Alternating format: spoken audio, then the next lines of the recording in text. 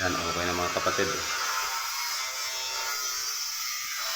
Medyo puti na yung wool niya. First coating na yan, primer pa lang yung kapatid. Ito na lang CR mamaya. Pintot yan, tapos first coating. Dito okay na.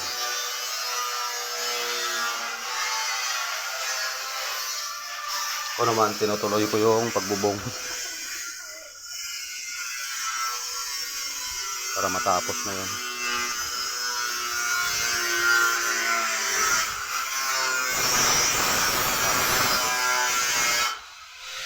Yan, pambubong ko yan dito. Bubungan ko na yan.